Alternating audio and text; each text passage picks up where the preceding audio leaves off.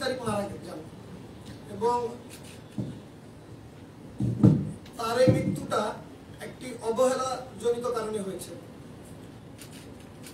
সবচেয়ে দুঃখের বিষয় হচ্ছে অবহেলাজনিত কারণে তার মৃত্যু হওয়ার পরেও আমাদেরকে এটা নিয়ে এখন একটি প্রেস ব্রিফিং করতে হচ্ছে। তো বৈষম্য বিরোধী ছাত্র আন্দোলনের সাথে আমরা বিউবিটি প্রথম থেকেই যুক্ত ছিলাম। আমাদের বিউবিটির 2 জন ভাই বৈষম্য বিরোধী ছাত্র আন্দোলনে শহীদ হয়েছে।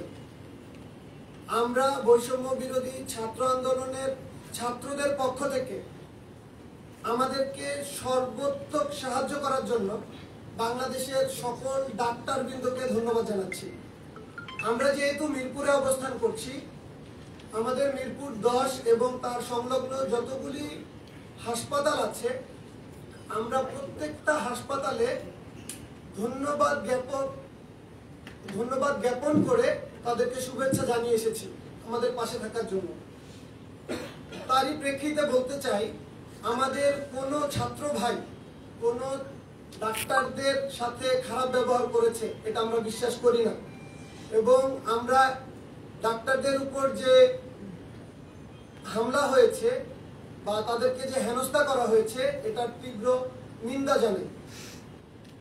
আমাদের আজকের এই প্রেস বিজ্ঞপ্তিটা বিষয় হচ্ছে ঢাকা মেডিকেল কলেজে চিকিৎসা অবহেলার শিকার হয়ে আহসানুল ইসলাম দীপ্তর মৃত্যু।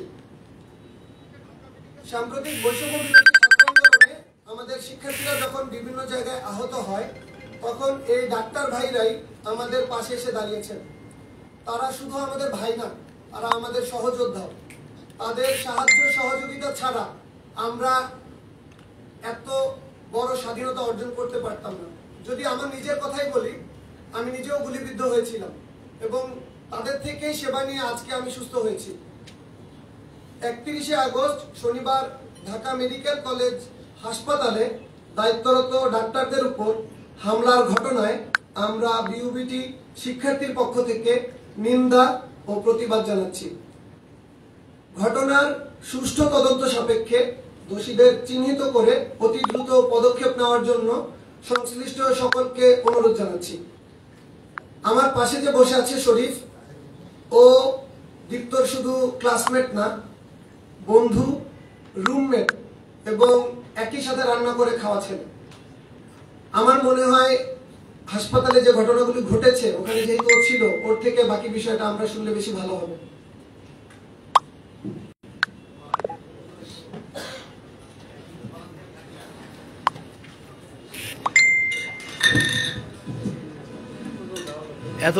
এত যাওয়ার দরকার নাই।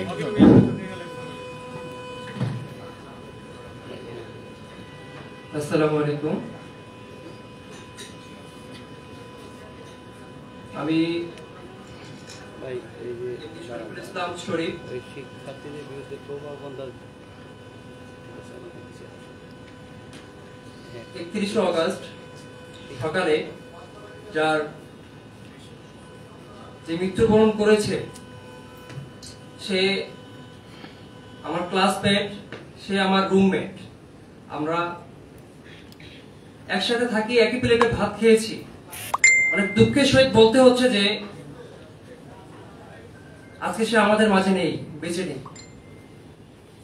যদি একটু সুচিকিৎসা সে পেত, হায়াত মালিকের মালিক আল্লাহ, কে কখন মারা যাবে সেটা উপর আল্লাহ জানে। কিন্তু যদি তাকে সুচিকিৎসা দেওয়া হতো, হয়তোবা সে আমাদের মাঝে বেঁচে থাকতেও পারত। আমি ঘটনাটা শুরু থেকে বলার চেষ্টা করছি।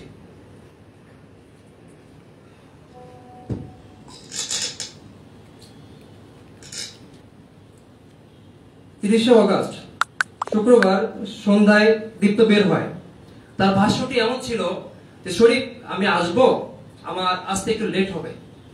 কিন্তু আসলে উপলব্ধি করতে পারিনি যে তার এত লেট হয়ে যাবে যে সে আর কখনোই ফিরে আসবে না, আমাদের মাঝে কখনোই ফিরে আসবে না।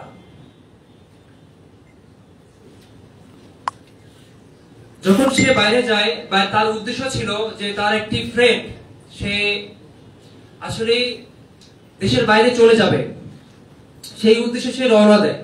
এরপর সারা রাত দীপ্তর সাথে কথা হয়নি।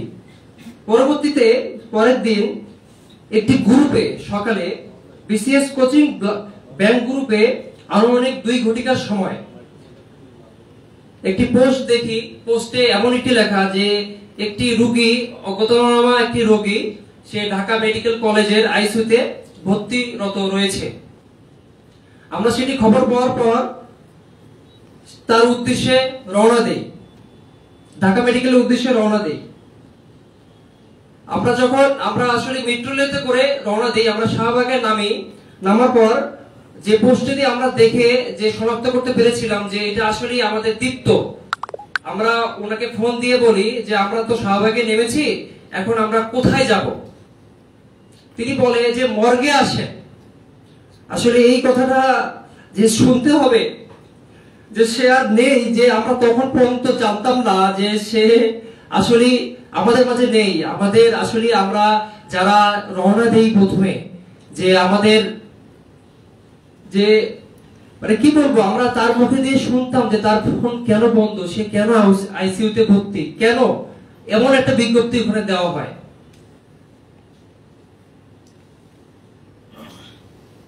মর্গে আনুমানিক 3টা নাগাদ যখন পৌঁছানো হলো, দেখলাম ইতিমধ্যে সেখানে দীপ্ত অন্যান্য বন্ধু বান্ধবরা আসতে থাকে।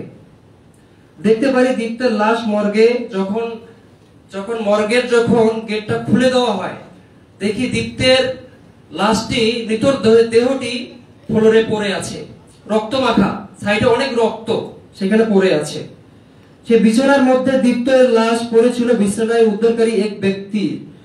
কিছুক্ষণ আমরা উদ্বিগ্ন অবস্থায় এদিক সেদিক যাওয়ার পরেও আমরা কোনো ডিসিশন নিতে পারছিলাম না। আনুমানিক বিকাল 4টায় সেই শুভকাঙ্ক্ষী জানায় সে খুব কষ্ট পেয়ে দীপ্ত মারা গেছে। দীপ্তর মানিব্যাগ, ফোন, বাইকের কাগজপত্র ঘটনাস্থল থেকে ছিনতাই হয়ে যায়। প্রত্যক্ষদর্শীর ভাষ্য মতে ওয়ার্ড বয় এসে পালস চেক করে তার যে প্রাথমিক চিকিৎসাগুলো দরকার ছিল, একজন ওয়ার্ড বয় কিভাবে পালস চেক করে বলতে পারে যে তার কোনো ট্রিটমেন্ট লাগবে না? যারা আমার দীপ্তকে নিয়ে এসেছিল তাদের ভাষ্য মতে, তাদের বিবৃতি অনুযায়ী,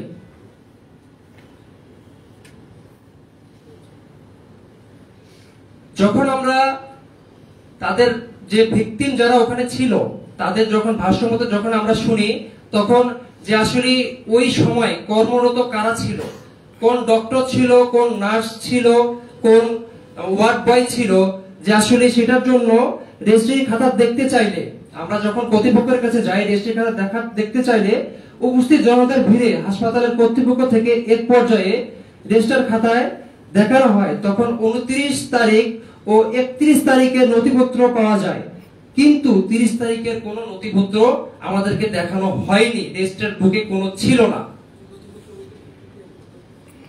নথিপত্র বলতে এখানে যে রেজিস্টার খাতাটায় যে আসলে কোন পেশেন্ট এখানে অ্যাডমিশন হয়েছে বা কোন ডক্টর ওই দিন যে ভায়োলেট ইউনিটে 201 নম্বর রুমে ভায়োলেট ইউনিটে দীপ্ত ওখানে তাকে নিয়ে যাওয়া হয়, ওই সময় ওখানে আসলে কোন ডক্টর ডিউটিরত ছিল এই বিষয়টাও ওখানে আমরা যখন কর্তৃপক্ষের কাছে যাই এটা কেউ বলতে চাচ্ছিল না বা তারা দেখাতে পারেনি।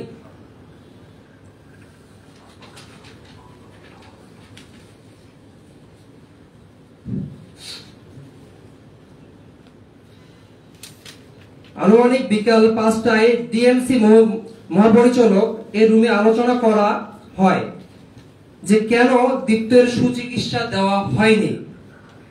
5টার পরবর্তী সময়ে বিশ্ববিদ্যালয়ের প্রভিসি ও সিভিল ডিপার্টমেন্টের চেয়ারম্যান এর উপস্থিতিতে সকল শিক্ষার্থীরা হাসপাতাল কর্তৃপক্ষের সাথে আলোচনায় বসে। এই আলোচনায় তৎক্ষণাৎ সকল পক্ষের অংশগ্রহণে একটি তদন্ত কমিটি গঠন করা হয়।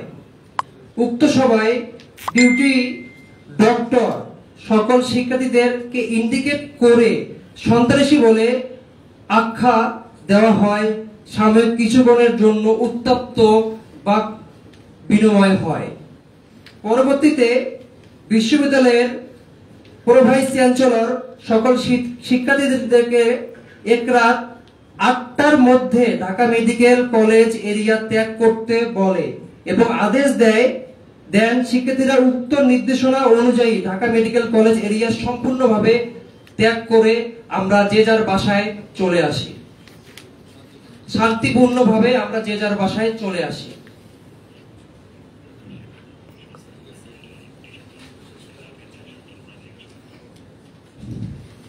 আমার একটাই কথা থাকবে যে আজকে আমার ফ্রেন্ড, আমার সে রুমমেট, সে মারা গেছে। কেন মারা গেছে? সে একটা অজ্ঞত একটি যদি এক্সিডেন্ট করে একটি রোগী যদি আসে মেডিকেলে, তার কি সে কি চিকিৎসা পাওয়ার যোগ্য নয়? অবশ্যই সে চিকিৎসা পাওয়ার যোগ্য। যারা যে ভিকটিমরা ওখানে ছিল তারা নিজে তার রেসপন্সিবিলিটি নিতে চাচ্ছিল যে আপনারা যা করা দরকার তাই করেন। আমার ফ্রেন্ড কেন 7 থেকে 8 ঘন্টা তাকে চিকিৎসা দেওয়া হয়নি? তাকে কেন বলা হয়েছে যে সকালে ওয়েট করেন? যারা ওকে রিসিভ করে নিয়ে যায় তাদেরকে এক জায়গা থেকে অন্য জায়গায়, ডক্টরকে গেলে ডক্টর নার্স নাই, ডক্টর নাই, একজন ফ্লোর বয় এসে, ওয়ার্ড বয় এসে তাকে ট্রিটমেন্ট দেয়। আসলে এর শেষ কোথায়? ঢাকা মেডিকেল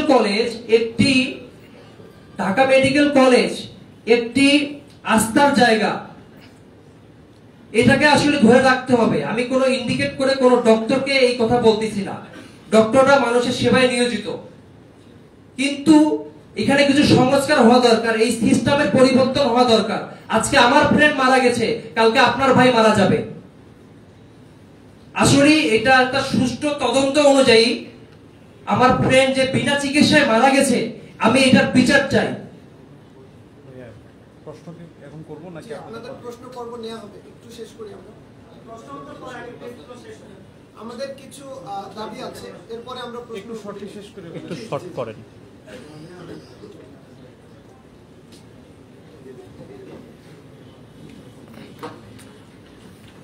আমরা অনেকে লাইভে আছি তো ভাই, সংক্ষেপে মূল বিষয়গুলো তুলে ধরবেন।